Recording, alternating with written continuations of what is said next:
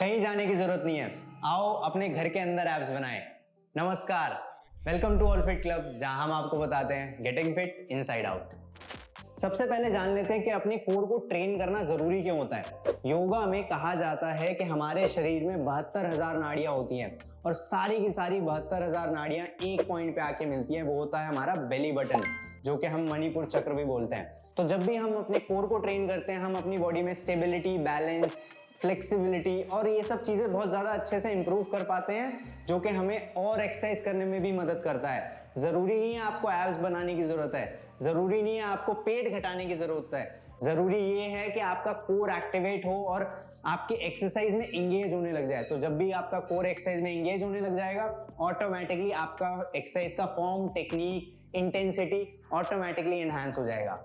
तो पहला एक्सरसाइज देखते हैं, जहां पे हम कर रहे हैं लाइंग लेग सर्कल्स।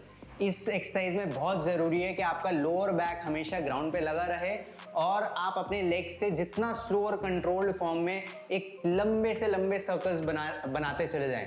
ये एक्सरसाइज अपने को करना है 12 रेप्स ईच साइड, दोनों तरफ, एंटी क्लॉकवाइज एंड क्लॉकवाइज। अगर ये एक्सरसाइज आपको आसान हो रहा है तो इसका एक एडवांस वेरिएशन है, जहां पे हम सेम एक्सरसाइज बैठ के कर रहे हैं। इसे हम बोलेंगे seated leg circles. Second exercise जो हम कर रहे हैं वो है प्लैंक नी टू एल्बो। ये एक्सरसाइज करते हुए बहुत जरूरी है कि आपका स्पाइन सेंटर में रहे, पेल्विस कभी भी राइट और लेफ्ट ज्यादा मूव ना हो। At the same time pelvis ज्यादा ऊपर भी ना जाए और ज्यादा नीचे भी ना जाए। इस एक्सरसाइज के अपने को 20 से 25 रेप्स करने हैं एक तरफ और टोटल 40 से 50 रेप्स। अगर हम एडवांस वेरिएशन की बात करें तो यहाँ पे हम एक आर्म को लेके अपने फिस्ट पे रखते हैं और दूसरे आर्म पे सारा प्रेशर डालते हैं और rest of the exercise same रहती हैं। इसके अगेन अपने को 20 से 25 रेप्स करने हैं एक तरफ। तीसरी एक्सरसाइज जो हम करने वाले हैं वो है lying hand to to.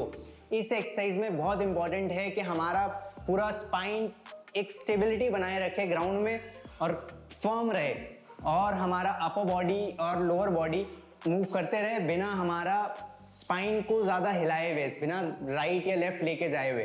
Breathing pattern की अगर हम बात करें तो जब मेरा लेग ऊपर आएगा और हाथ से टच, मैं टो को कोशिश करूंगा टच करने का, तो मैं एक्सेल करूंगा और सेम टाइम पे एक्सेल एंड देन वापस आऊंगा तो मैं इनहेल करूंगा। तो कुछ ऐसे।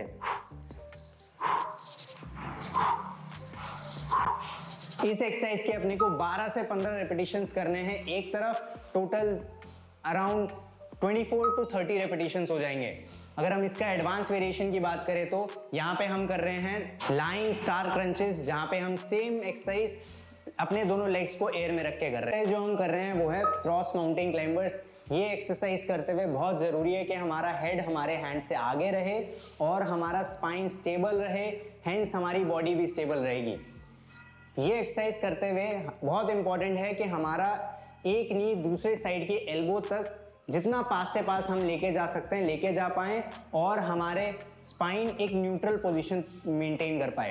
ये एक्सरसाइज के अपने को 25 से 30 रेप्स करने हैं डिपेंडिंग ऑन आपका लेवल क्या है। इस एक्सरसाइज के हम एडवांस वेरिएशन की बात करें तो सेम एक्सरसाइज अपने को हाफ प्लैंक पोजीशन से करना है। ये एक्सरसाइज करते हुए बहुत जरूरी है कि हमारा अपर बॉडी, हेड सब कुछ स्टेबल रहे और इसके अपने को सेम 25 to 30 रेप्स निकालने हैं।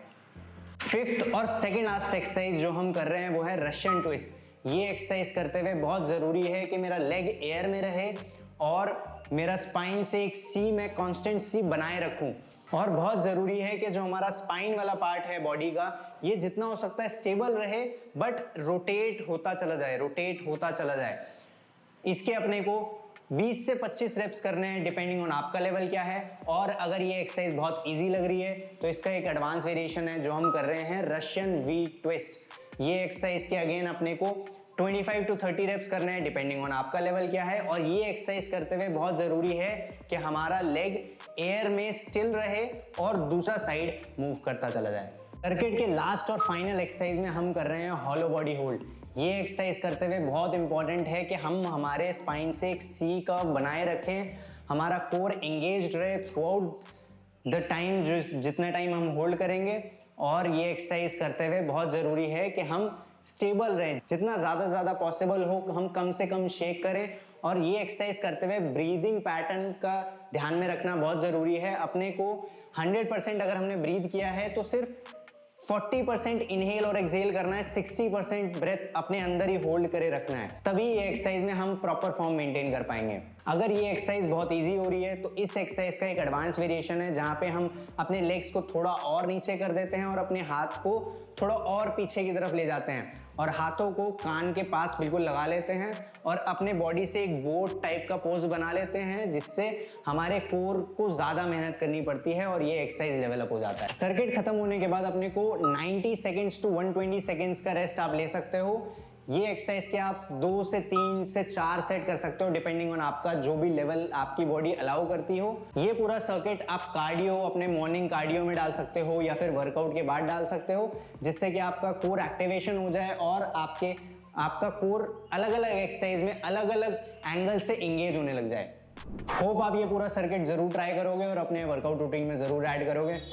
मिलते हैं नेक्स्ट वीडियो में। Till then eat healthy, breathe deep and move a lot. Thank you so much.